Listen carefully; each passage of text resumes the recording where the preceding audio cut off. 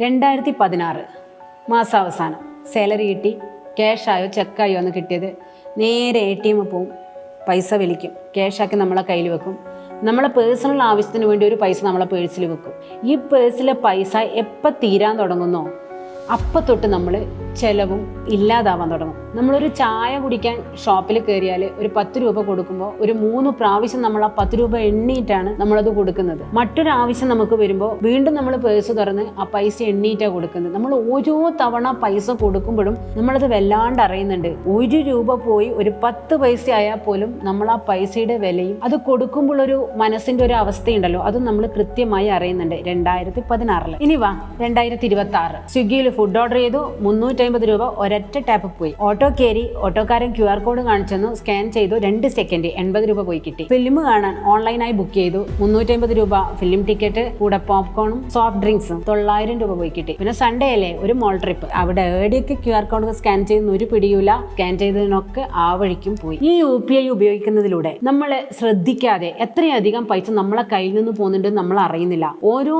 തവണയും പോകുമ്പോൾ നമ്മളതൊരു ചെറിയ പൈസ എന്നുള്ള നിലയിലാണ് കാര്യങ്ങൾ പോകുന്നത്. പക്ഷെ ഇതൊക്കെ കൂടി വരുമ്പോൾ ഒരു വലിയൊരു എമൗണ്ട് നമ്മൾ ചിന്തിക്കാത്ത രീതിയിൽ നമ്മളിൽ നിന്ന് പോകുന്നുണ്ട്. ഈ വീഡിയോയിലൂടെ ഞാൻ നിങ്ങളോട് പറയാൻ പോകുന്നത് എങ്ങനെ നമുക്ക് UPIയിലൂടെ കുറച്ചധികം പൈസ നഷ്ടപ്പെടുന്നുണ്ടെന്നും അതിനൊരു ചെറിയ സൊല്യൂഷനിലൂടെ കുറച്ചധികം പൈസ നമുക്ക് ഇതിലൂടെ ലാഭിക്കാമെന്നും, ഒരു മിഡിൽ ക്ലാസ് ഫാമിലിക്ക് 3000 മുതൽ 5000 രൂപ വരെ ചെറിയ കാര്യങ്ങൾ ശ്രദ്ധിക്കുന്നതിലൂടെ നമുക്ക് അവരെ മാസ ചെലവിൽ നിന്ന് ലാഭിക്കാൻ പറ്റും. അതെങ്ങനെ ചെയ്യാമെന്ന് ഈ വീഡിയോയിലൂടെ ഞാൻ കംപ്ലീറ്റ് പറയുന്നുണ്ട്. ഈ വീഡിയോ സ്കിപ്പ് ചെയ്യാതെ മുഴുവനായും കാണാൻ ശ്രമിക്കുക. ഹലോ, ഹായ്, ഞാൻ പ്രിയ. അപ്പം നമുക്ക് തുടങ്ങാം അല്ലേ. പെയിൻ ഓഫ് പേയിങ് കേട്ടിട്ടുണ്ടോ? ഇത് മനഃശാസ്ത്രജ്ഞന്മാർ പറയുന്ന ഒരു കൺസെപ്റ്റാ പൈസയെ സംബന്ധിച്ച്. ഇത് നമ്മുടെ കയ്യിൽ നിന്ന് പൈസ പോകുമ്പോൾ നമുക്ക് ഉണ്ടാകുന്ന ഒരു പെയിൻ ആണ്. നമ്മുടെ കയ്യിൽ നിന്ന് പൈസ പോകുമ്പോൾ മാത്രമല്ല, നമ്മുടെ കയ്യിലുള്ള പൈസ മറ്റൊരാളെ കയ്യിലേക്ക് എത്തുന്നത് കാണുമ്പോഴും ഈ പെയിനിന് തീവ്രത കൂടുന്നുണ്ട്. ഇതൊരു തരം ഫിസിക്കൽ ഫ്രിക്ഷനിലൂടെ സംഭവിക്കുന്നതാണ്. നമ്മൾ പൈസ ആക്കുകയും ചെയ്യുമ്പോൾ, നമ്മൾ പൈസ എണ്ണീട്ടാണല്ലോ മറ്റൊരാൾക്ക് കൊടുക്കുന്നത്. ഈ പൈസ കൊടുക്കുമ്പോൾ നമ്മളെ കയ്യിൽ നിന്ന് എണ്ണി മറ്റൊരാളെ കയ്യിലേക്ക് എത്തുമ്പോൾ ഉണ്ടാകുന്ന ഒരു വിഷമമാണ്. അത് നമുക്ക് തന്നെ ചിന്തിക്കാവുന്നതേ ഉള്ളൂ. ഈ ഒരു വിഷമമാണ് പലപ്പോഴും നമ്മൾ അനാവശ്യമായി ചെലവഴിക്കുന്നതിൽ നിന്ന് നമ്മളെ ബ്രേക്ക് ചെയ്യുന്നത്. UPI ഉപയോഗിക്കുമ്പം ഈ ഒരു പെയിന് നമുക്ക് ഉണ്ടാകുന്നില്ല. അത് ഒരു അക്കങ്ങൾ മാത്രമായി മാറുന്നത്, മൊബൈൽ ഫോണിലെ സ്ക്രീനിൽ കാണുന്ന വെറും അക്കങ്ങൾ മാത്രമായി മാറുകയാണ്. അതുകൊണ്ട് തന്നെ നമുക്ക് ഇതിനോട് ഒരു മെന്റൽ അറ്റാച്ച്മെന്റോ ഫിസിക്കൽ അറ്റാച്ച്മെന്റോ ഇല്ല. നമ്മൾ ഈ പൈസ പോകുന്നതിന്റെ ആ വേദനയോ അതിന്റെ തീവ്രതയോ നമ്മൾ അറിയുന്നില്ല. അതുകൊണ്ട് തന്നെയാണ് നമ്മൾ ഈ ഓവറായി ചെലവഴിക്കുന്നത് നമ്മൾ അറിയാതെ പോകുന്നത്. പകരം നമ്മളെ അക്കൗണ്ടിൽ പൈസ പോകുമ്പോൾ മാത്രമേ നമ്മൾ ഇത് അറിയുന്നുള്ളൂ. UPIയുടെ ശരിയായ പ്രശ്നങ്ങൾ എന്തെല്ലാം നമുക്ക് നോക്കിയാലോ. ആദ്യത്തെ പ്രശ്നം, നമ്മളൊരു സാധനം വാങ്ങുമ്പോൾ, നമ്മൾ ക്യാഷ് കൊടുത്ത ഒരു സാധനം വാങ്ങുന്നുണ്ടെങ്കിൽ അതിന്റെ ഒരു ജനറേറ്റിംഗ് പീരീഡ് ഉണ്ട് അല്ലേ. നമ്മൾ പേഴ്സ് തുറക്കുന്നു, പൈസ എടുക്കുന്നു, അതെണ്ണി കടക്കാരന് കൊടുക്കുന്നു. ഈ ഒരു കുറഞ്ഞ ടൈമിനുള്ളിൽ നമ്മളൊന്ന് റീതിങ്ക് ചെയ്യും, ഈ സാധനം നമുക്ക് ആവശ്യമുണ്ടോ. ആ ഒരു റീതിങ്കിൽ ചിലപ്പോൾ നമ്മൾ ആ ഒരു പർച്ചേസ് ക്യാൻസൽ ചെയ്യാനുള്ള സാധ്യതയുണ്ട്. പക്ഷെ അതേസമയം അത് UPI മുഖേന ആവുമ്പോൾ ജസ്റ്റ് നമുക്കൊരു സാധനം ഇഷ്ടപ്പെടുന്നു, മറ്റൊരു റീതിങ്കിനുള്ളൊരു സ്പേസ് ആടിയില്ല. ഇപ്പൊ തന്നെ QR കോഡ് സ്കാൻ ചെയ്യുന്നു, പിൻ ID അടിച്ചു കൊടുക്കുന്നു, പൈസ പോകുന്നു, നമ്മൾ ആ സാധനം വാങ്ങുന്നു. വാങ്ങിക്കഴിഞ്ഞിട്ടാ പലപ്പോഴും നമ്മൾ റീതിങ്ക് ചെയ്യല് ഇതിന്റെ ആവശ്യമുണ്ടോ എന്ന്. പിന്നെ പറഞ്ഞിട്ട് കാര്യമില്ലല്ലോ, പൈസ പോയി. ഇനി അടുത്തൊരു പ്രശ്നം, ഈ UPIയിലൂടെ നമ്മൾ ചിന്തിക്കുന്ന വെച്ചാൽ ഓട്ടോമാറ്റിക് ട്രാക്ക് സിസ്റ്റം ഉണ്ട് UPIക്ക് അല്ലെ. നമ്മൾ കൊടുക്കുന്ന പൈസ ട്രാക്ക് ചെയ്യുന്ന ഒരു പരിപാടി. നമ്മൾ നോർമലി ക്യാഷ് കൊടുത്ത് സാധനങ്ങൾ വാങ്ങുന്ന കാലത്ത് നമ്മളെ കയ്യിൽ കൃത്യമായ കണക്കുണ്ടാവും അല്ലെ. നമ്മൾ അത്ര നമ്മൾ ഇതെന്ന് ചിന്തിക്കുന്നത് ഇത് ഓട്ടോമാറ്റിക് ട്രാക്കിംഗ് ഉണ്ടല്ലോ, അതുകൊണ്ട് നമ്മൾ ചിന്തിക്കണം, നമ്മൾ ഓൾറെഡി ലേസി ആവും ഇക്കാര്യത്തിൽ. അപ്പോൾ തന്നെ നമ്മളെ കയ്യിൽ നിന്ന് പൈസ പോയതോ പല പർച്ചേസും പല പൈസ നമ്മൾ കൊടുത്തതും നമുക്ക് ഓർമ്മയുണ്ടാവില്ല. കാരണം ചെറിയ പൈസ ആയിരിക്കും. ഒരു ചായ കുടിച്ച 20 രൂപ, ഒരു മിഠായി വാങ്ങിയ 10 രൂപ, അങ്ങനെ ചെറിയ പൈസകളായിരിക്കും. അതുകൊണ്ട് തന്നെ ഇതൊന്നും നമുക്ക് ഓർമ്മയുണ്ടാവില്ല, നമ്മൾ ചിന്തിക്കുകയില്ല. നമ്മൾ ആ സമയത്ത് ഇതൊന്നും ചെക്ക് ചെയ്യാനോ ഈ ട്രാൻസാക്ഷൻ ഡീറ്റെയിൽസ് നോക്കാനോ ഒന്നും നമ്മൾ ശ്രമിക്കില്ല.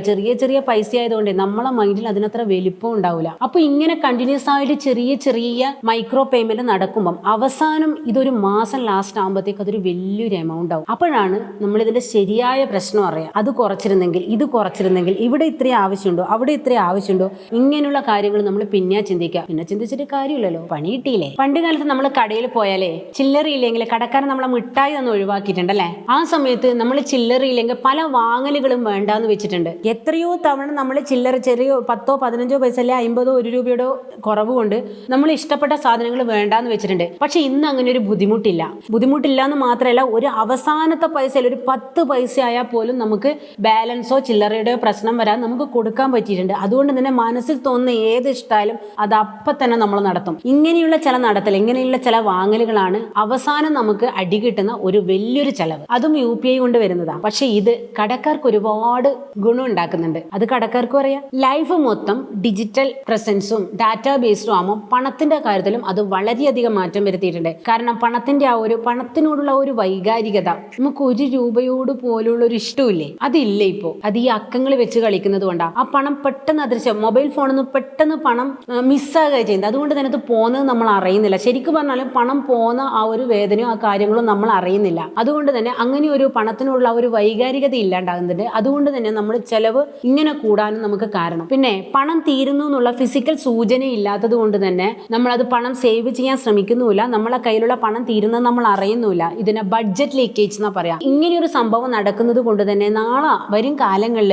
നമുക്ക് എന്തെങ്കിലും ഒരു ആവശ്യം, നമ്മളെ കുടുംബത്തിന് ആവശ്യത്തിന് വേണ്ടി പോലുള്ള ഒരു സേവിങ്സ് ഉണ്ടാകുന്നില്ല, എന്തെങ്കിലും ഒരു ഇൻവെസ്റ്റ്മെന്റ് നടത്തണ്ടെങ്കിൽ അത് ഉണ്ടാകുന്നില്ല, ഒന്നും ഉണ്ടാകുന്നില്ല. നമ്മളെ നിത്യേനയുള്ള ചെലവിൽ തന്നെ ഈ ഒരു ലീക്കേജ് അങ്ങ് ഫില്ല് ചെയ്ത് പോവുകയാണ്. നമ്മൾ ഇത്രയധികം പ്രശ്നങ്ങൾ UPI കുറിച്ച് പറഞ്ഞല്ലേ. പക്ഷെ ഇങ്ങനെയൊക്കെ ആണെങ്കിലും നമുക്ക് പൂർണ്ണമായും UPI ഒഴിവാക്കാനും പറ്റില്ല, ക്യാഷിലേക്ക് തിരിച്ചു പോകാനും പറ്റില്ല. നാട് ഓടുമ്പോൾ നടുവേ ഓടണം എന്നല്ലേ. അപ്പോൾ ഓടാൻ റെഡിയാകുക എന്നുള്ളത് മാത്രമാണ് ഒരേ ഒരു പോംവഴി. അപ്പൊ ചില കാര്യങ്ങൾ ഞാൻ പറഞ്ഞു തരാം. ഇതുവഴി നമുക്ക് എങ്ങനെ അധികം ഈ ചെലവ് നമുക്ക് നിയന്ത്രിക്കാൻ പറ്റും, എങ്ങനെ നമ്മളെ ചെലവ് നമ്മുടെ പരിധിയിൽ നിർത്താൻ പറ്റും, നമ്മളെ കയ്യിൽ നിന്ന് പോകുന്ന ഓരോ രൂപേനെ കുറിച്ച് നമുക്ക് എങ്ങനെ അറിവുണ്ടാക്കാൻ പറ്റും. ഇങ്ങനെയൊക്കെ ചെയ്താൽ നമുക്ക് ഒരു പരിധി വരെ നമ്മൾ ഈ അമിത ചെലവ് ഒഴിവാക്കാൻ പറ്റും. ആദ്യം നിങ്ങളെ ട്രാൻസാക്ഷൻ ഹിസ്റ്ററി ഒന്ന് പരിശോധിക്കാം. അത് നോക്കുമ്പോൾ തന്നെ നിങ്ങൾക്ക് ക്ഷീണാവും. കാരണം അത്രയധികം ചെലവുകൾ നിങ്ങൾ അറിഞ്ഞു അറിയാതെയും പോയിട്ടുണ്ടാവും. ക്ഷീണമായിട്ട് കാര്യമില്ല, ചെലവാക്കിയത് നിങ്ങളല്ലേ. പിന്നെ നിങ്ങൾ രണ്ടാമത് അതൊന്ന് പരിശോധിക്കുക. അതിനുശേഷം നിങ്ങൾ ഓട്ടോ പേ, ഗൂഗിളിലൊക്കെയുള്ള ഓട്ടോ പേ ഉണ്ടാവും, അതൊക്കെ ഓപ്പൺ ചെയ്ത് നിങ്ങൾ അറിയാത്ത സബ്സ്ക്രിപ്ഷൻസ് ഉണ്ടാവും ഒരുപാട്. കാരണം നിങ്ങൾ മുന്നേ കൊടുത്തതായിരിക്കും, അതൊക്കെ നിങ്ങൾ മറന്നു പോയിട്ടുണ്ടാവും. അതിനൊന്നും ഒരു നോട്ടിഫിക്കേഷൻ പോലും ചിലപ്പോൾ വരുന്നുണ്ടാവില്ല.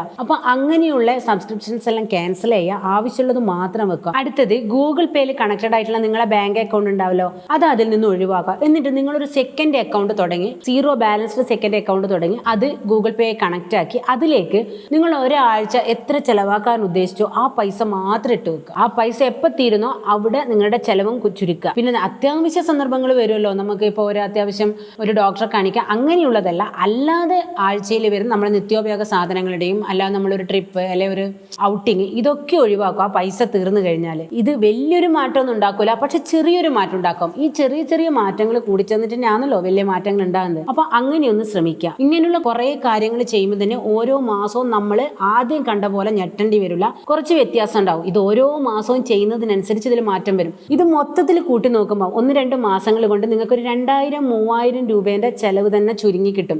നല്ല രീതിയിൽ ഇതിൽ ഓരോ കാര്യത്തിനെ ശ്രദ്ധിച്ചാൽ നിങ്ങൾക്ക് നല്ലൊരു വ്യത്യാസം കാണാൻ പറ്റും. അപ്പോൾ UPIക്ക് വ്യത്യാസങ്ങൾ മാത്രമല്ല കേട്ടോ, UPI ഒരു നല്ലൊരു ടൂളാക്കി ഉപയോഗിച്ചാൽ അതിന് ഒരുപാട് ഗുണങ്ങളുണ്ട്. UPI ഒരു പ്രോബ്ലം അല്ല, ഒരു ടൂളാണ്. ഈ ടൂളിനെ കൺട്രോൾ ചെയ്യണം നമ്മളെ ചാലഞ്ച്, അല്ലാതെ UPI നമ്മളെ കൺട്രോൾ ചെയ്യാൻ വിട്ടുകൊടുക്കരുത്. അപ്പോൾ നമുക്ക് അടുത്ത വീഡിയോയിലൂടെ വീണ്ടും കാണാം.